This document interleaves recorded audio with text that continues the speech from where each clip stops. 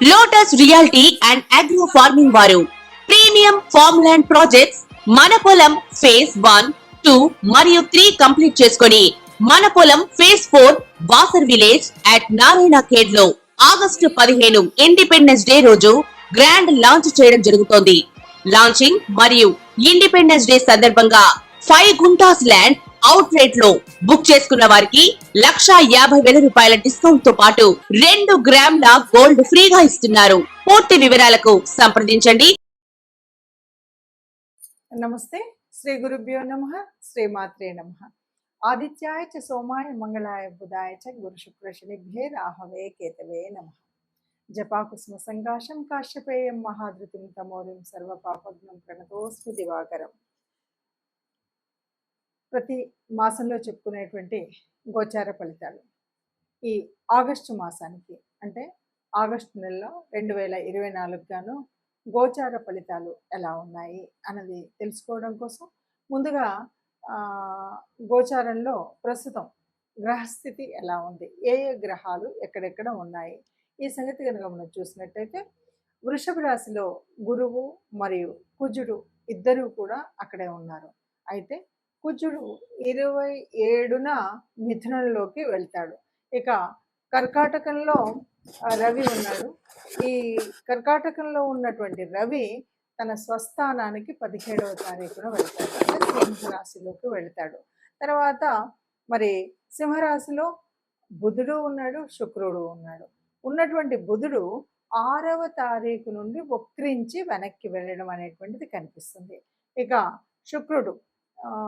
శుక్రుడు తాను 25వ తారీఖు నుండి కన్యారాశిలోకి ప్రవేశించడం అనేటువంటిది జరుగుతుంది. ఇక కన్యారాశిలో మరి కేతువు ఇప్పటి నుండో ఉంటున్నాడు, 18 మాసాలు అలాగే ఉంటాడు. తర్వాత మరి కుంభరాశిలో వక్రించినటువంటి శని, తర్వాత మీనరాశిలో రాహు. ఇది మనకు గ్రహాలు ఉన్నటువంటి పరిస్థితి. మరి ఇలా గ్రహాలు ఉన్నప్పుడు మరి ఏ ఏ రాశి వారికి ఎలాంటి ఫలితాలు ఉంటాయి? ఎందుకంటే ఒకవైపు ఇప్పటికీ మరి ఈ మాసం నుండి మొదలు పెడితే కనుక 6వ తారీఖు నుండి బుధుడు వక్రించి ఉన్నటువంటి వాడు, అలాగే మరి శని ఇప్పటికే వక్రించి ఉన్నటువంటి పరిస్థితి. కొంతమందికి ఏళ్ళనాటి శని నడుస్తుంటే కొన్ని రాశుల వారికి, మరికొంతమందికి అర్ధాష్టమ శని నడుస్తూ ఉంటే, ఇలాంటి పరిస్థితుల్లో గురువు కుజుల కలయిక ఒకవైపు, అలాగే మరి ఇప్పుడు మనకు చూస్తున్నటువంటి పరిస్థితుల్లో ఎక్కడైతే వక్రించినటువంటి బుధుడు ఒకవైపు, శని ఒకవైపు, ఇవన్నీ స్థితులు ఉన్నప్పుడు మరి ఈ మాసంలో ఎలా ఉంటుంది? మరి ఈ మాసం ప్రత్యేకత తీసుకున్నట్టయితే ఇంకా ఇదంతా కూడా శ్రావణ మాసంలోకి వస్తుంది. ఆగస్టు అనగానే మనకు మొదటి వారం దాటిందంటే శ్రావణ మాసం. శ్రావణ మాసంలో అంటే ఏదైనా సరే, ఏ గ్రహరీతులు ఎలా ఉన్నా సరే, ఆ మాసానికి సంబంధించినటువంటి అధిదేవతల్ని మనం తలిచినప్పుడు, కొలిచినప్పుడు ఏవైనా అవకతవకలు ఉన్నా, ఏదైనా చిన్న చిన్న తేడాలు ఉన్నా మనం సరి చేసుకోవడానికి ఎప్పటికప్పుడు దేవుడు మన దేవతా రూపాలు మనకు ఆయా పండగల రూపంలో దర్శనమిస్తూనే ఉంటాయి. మరి అలాంటి పరిస్థితులలో ముఖ్యంగా మరి ఆగస్టు మాసంలో 2024 గాను ఒక్కొక్క రాశి వారికి అంటే ద్వాదశ రాశుల వారికి ఎలాంటి ఫలితాన్ని మనం పొందుతాం అన్నది నెమ్మదిగా చూద్దాం. కన్యారాశి రాష్ట్రాధిపతి బుధుడు. మరి ఈ బుధుడు 6వ తారీఖు నుండి వక్రిస్తున్నాడు. వక్రించడమే కాదు, ఇప్పుడు కన్యారాశి వారికి ఎట్లా ఉందంటే లగ్నంలో కేతువు కూడా ఉన్నాడు. కాబట్టి ఎలా ఉంటుంది అంటే లగ్నంలో కేతు ఉన్నాడు కాబట్టి కొంచెం వైరాగ్యంతోనో దాంతోనో దీంతోనో ఏదైనా మనం డెసిషన్ తీసుకోవాలన్నప్పుడు కొద్దిగా ఇబ్బందులు పడే పరిస్థితి ఉంటుంది.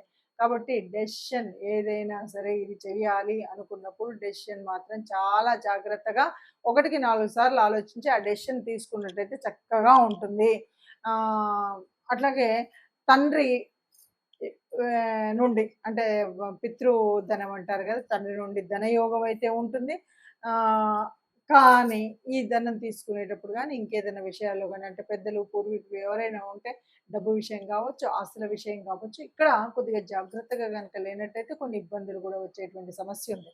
అలాగే బ్యాంకుల్లో విషయాల్లో గూడా మనకేదైనా బ్యాంక్‌లో పెట్టుకున్నాం, తెచ్చుకుంటున్నాం, ఫిక్స్డ్ డిపాజిట్ ఇలా రకరకాలుగా బ్యాంకులకు సంబంధించినటువంటి లావాదేవీల్లో ఉంటాం కాబట్టి, ఈ విషయాల్లో గూడా తగు జాగ్రత్తలు. అంటే నింపేటప్పుడు గానీ, తీసుకునేటప్పుడు గానీ, వాటి లిమిట్స్, పర్మిట్స్ ఉంటాయి గదా! ఇవన్నీ గూడా జాగ్రత్తగా ఆ కాంబినేషన్స్ అన్నీ చూసుకొని మనం చేసుకుంటేనే బావుంటుంది. లేదంటే మాత్రం ఇబ్బందులైతే ఉంటాయి.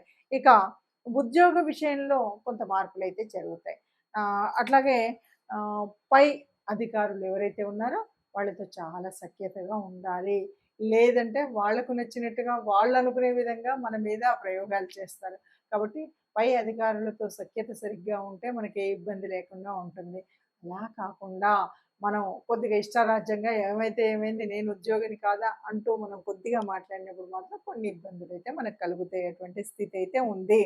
అయితే ఇదంతా గూడా మనకు మొదటి పక్షంలో కనిపిస్తే, రెండో పక్షానికొచ్చేసరికి 25న ఈ శుక్రుడు లగ్నంలోకొస్తున్నాడు. శుక్రుడు లగ్నంలోకొచ్చేసరికి రియల్ ఎస్టేట్స్ అంటారు గదా! ఈ బ్రోకరీ బిజినెస్‌లు చేసేవాళ్ళు గానీ, రియల్ ఎస్టేట్ చేసేవాళ్ళు గానీ, వీళ్ళందరికీ కూడా చక్కగా ధనయోగం అయితే బాగా ఉంటుంది. అంటే వాళ్ళు ఏదైనా సరే చక్కగా ఫటాఫట్‌మని అవన్నీ అమ్మేస్తుంటారు, కొనేస్తుంటారు. అన్నీ గూడా లాభంతో చేయగలుగుతారు. అంటే చక్కటి ధనయోగం ఉంటుంది.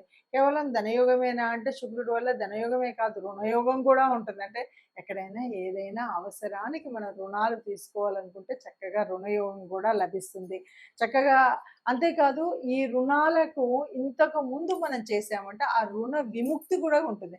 అంటే మనకు బాగా డబ్బులొచ్చాయంటే అప్పులుంటే తీర్చేస్తాం కదండీ! మనం ఎందుకు అప్పులు చేస్తాం? అంటే రుణ విముక్తి యోగం కూడా బాగా కలుగుతుంది. ఇదంతా కూడా శని వక్రగతి మూలంగా జరిగేటువంటి ఒక బెనిఫిట్ అనమాట. ఏది ఏమైనా సరే కన్యా రాశి వారికి ఏంటంటే రాస్యాధిపతి వక్రగతి వల్ల ఉపయోగమే ఉంది. శుక్రుడు లగ్నంలో రావడం వల్ల ఉపయోగం ఉంది. శని వక్రగతి వల్ల కూడా ఉపయోగం వల్ల మొత్తానికి మాత్రం ఏ రకమైనటువంటి అంటే వీళ్ళు చేసేటువంటి వ్యాపారాదుల్లో గానీ, రాజకీయంలో గానీ చక్కటి ఉపయోగమై లాభదాయకంగా ఉంటుంది అని చెప్పొచ్చు. ముఖ్యంగా రియల్ ఎస్టేట్ చేసేవారికి మంచి మార్పులైతే ఉంటాయి. కాకపోతే ఒకే విషయంలో ఏంటంటే మనం తీసుకునేటువంటి డెసిషన్స్ మాత్రం చాలా జాగ్రత్తగా ఆచితూచి తీసుకుంటే బావుంటుందని చెప్పొచ్చు. మనకి వ్రతాల మాసం, శ్రావణ మాసం, ఆడవారికి ఇష్టమైనటువంటి మాసం రాబోతుంది. ఆహ్, మనకు మాసాలు గనుక చూస్తే 5వ మాసం చైత్రం, వైశాఖం, జ్యేష్టం, ఆషాఢం, శ్రావణం 5వ మాసం. ఈ 5వ మాసం చాలా అద్భుతమైనటువంటి మాసం. ముఖ్యంగా మాతృమూర్తులకు, స్త్రీమూర్తులకు అందరికీ కూడా చాలా ఇష్టమైన మాసంగా చెప్పొచ్చు. ఇది వ్రతాలు, నోములతో నిత్య కళ్యాణం పచ్చతోరణంగా కళకళలాడుతూ ప్రతి ఇంట కూడా ప్రతి శ్రీమూర్తి లక్ష్మీదేవిలాగా ఉండేటువంటి మాసం ఈ మాసం. మనకు తెలిసినటువంటిదే ఏ మాసమైనా సరే పౌర్ణమిలో సంబంధిత నక్షత్రం అంటే శ్రవణ నక్షత్రము ఈ మాసంలో పౌర్ణమికి దగ్గరగా వచ్చినప్పుడు శ్రావణ మాసం ఏర్పడుతుందన్న సంగతి తెలిసిందే. అయితే ఈ శ్రావణ మాసంలో ఏమేమి ఉంటాయంటే బోల్డ్ అన్ని పండగలు. శ్రావణ మాసంలో మనం చేసుకునేటువంటి పండగలు అన్నీ చూస్తే పండగల కంటే ముందు మనం ఇంకో ముఖ్యమైనటువంటి మాట చెప్పొచ్చు. శ్రావణ మాసంలో ఆదివారం మనం ఏమైనా చేస్తామా? అంటే మీరు ఆలోచించి చూస్తే అందులో దాదాపుగా అన్ని వారాలు కూడా ఏదో ఒక రకమైన వ్రతాన్ని, పూజను చేసేటువంటి వారాలే. ఎందుకంటే ఇది శివ, కేశవ అభేదాన్ని చెప్తున్నట్టుగా ఉంటుంటాయి. ముఖ్యంగా అమ్మవారికి సంబంధించి మనం పూజ చేస్తూ ఉన్నప్పుడు మనం అన్ని శుక్రవారాలు లక్ష్మీదేవికి పూజ చేస్తూ లక్ష్మీ కటాక్షం కోసం ప్రతి స్త్రీమూర్తి కూడా లక్ష్మీదేవిలాగా ఉంటుంది. అలాగే మంగళవారాలు శ్రావణ మాసంలో ఉన్నటువంటి మంగళవారాలన్నీ కూడా గౌరీదేవిని పూజిస్తూ ఆ గౌరీ అమ్మవారిని కొలుస్తూ ఉంటారు. ఎందుకు అంటే అమ్మ యొక్క ఆ ముత్తైదుతనము ఉండాలి అని, ఆ సువాసినులుగా ఉండాలి అనే ఆకాంక్షతో మంగళ గౌరీ వ్రతాలు చేస్తూ ఉంటారు. అయితే ఇక్కడ అమ్మవారికి ఎవరికి చేసినా అయ్యను పూజించకుండా చేయకూడదు. అదేవిధంగా అందుకోసమని సోమవారాలన్నీ కూడా శివుడిని ధ్యానిస్తూ, పూజిస్తూ పూజలు చేస్తారు. అట్లాగే లక్ష్మీదేవిని శుక్రవారం చేసిన వారందరూ కూడా శనివారం ఆ వెంకటేశ్వర స్వామిని పూజిస్తూ చేస్తూ ఉంటారు. రెంటి మధ్యలో అంటే 4 శనివారాలు, 4 శుక్రవారాలు, 4 సోమవారాలు, 4 మంగళవారాలు పూజ చేస్తాం. ఈ పూజలే కాకుండా ప్రత్యేకించి మనకి ఏకాదశులు 2 అంటే శ్రావణ మాసంలో వచ్చేటువంటి 2 ఏకాదశుల్లో పూజ చేస్తాం. ఇంతేనా అంటే పౌర్ణమి, ముఖ్యంగా పౌర్ణమి, శ్రావణ పౌర్ణమి అనగానే మనకి వచ్చేటువంటి ముఖ్యమైనటువంటి పండగ రక్షాబంధనము లేదా జంధ్యాల పౌర్ణమి. ఇవి పవిత్రమైనటువంటివి. ఇంతేనా అంటే శ్రావణ బహుళాష్టమి చాలా ముఖ్యమైనటువంటిది. ఆ జగద్గురువు శ్రీకృష్ణుడు జన్మించినటువంటి కాలం ఇది. కాబట్టి మొత్తంగా పండగలతో, పచ్చదనంతో ప్రకృతి ఉంటే, పండగలతో ప్రతి హిందూ గృహం ఉంటూ, ఆధ్యాత్మిక చింతన కలిగి ఆనందంగా ఉంటూ దేవతార్చన చేసేటువంటి మాసం శ్రావణ మాసం అని చెప్పొచ్చండి. శ్రావణ మాసానికి ఉన్నటువంటి విశిష్టతలో ముఖ్యంగా ఏ స్త్రీ అయినా నవ్వుతూ ఆనందంగా సుఖంగా లక్ష్మీదేవిలాగా ఇంట్లో నడయాడుతున్నప్పుడు అంతకంటే అద్భుతంగా ఆ పాజిటివ్ వైబ్స్ ఇంకెక్కడా ఉండవండి. ఇదండి ఈ వీడియో. నమస్తే.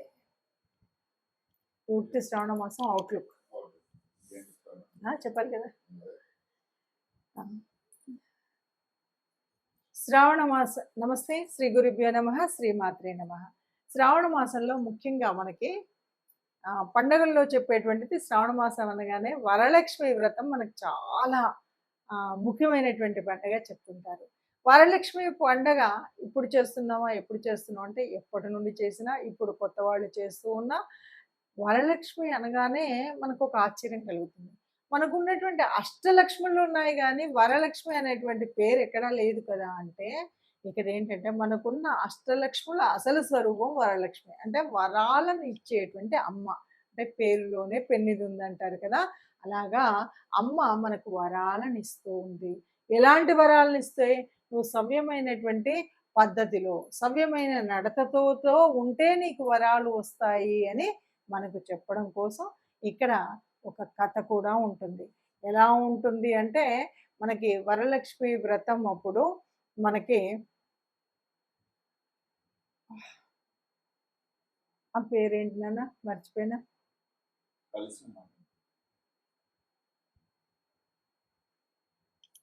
వరలక్ష్మి అప్పుడు మనం చూస్తే చారుమతి అనేటువంటి ఒక ఇల్లాలు. చారుమతి అంటే మంచి మతి, మంచి దృష్టి అనమాట.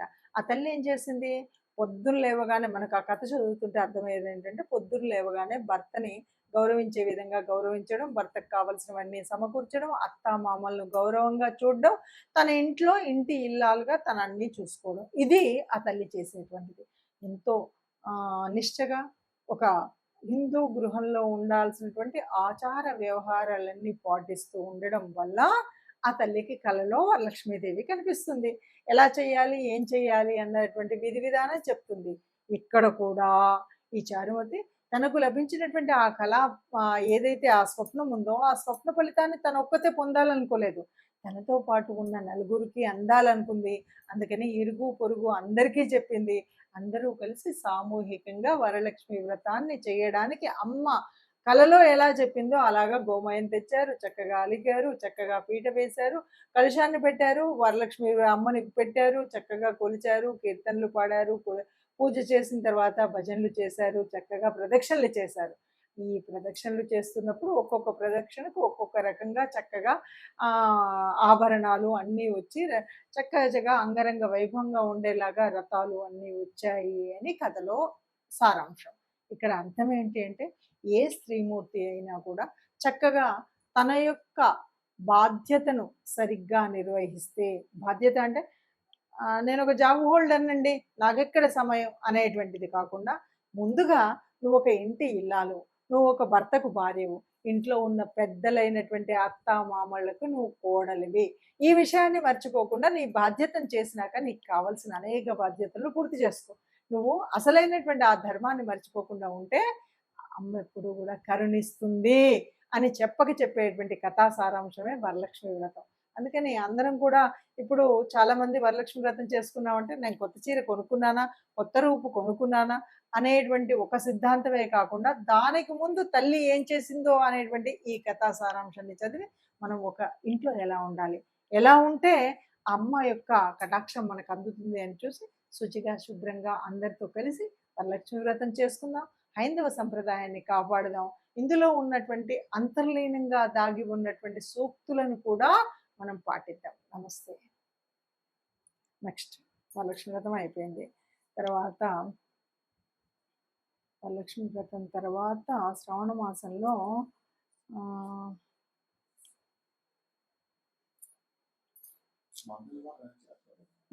చేస్తారు. మంగళగౌరి వ్రతాలు చేస్తారు. నమస్తే. శ్రీ గురుభ్యో నమః. శ్రీమాత్రే నమః. శ్రావణ మాసం అనగానే వ్రతాలు నోములు అన్నాం కదా.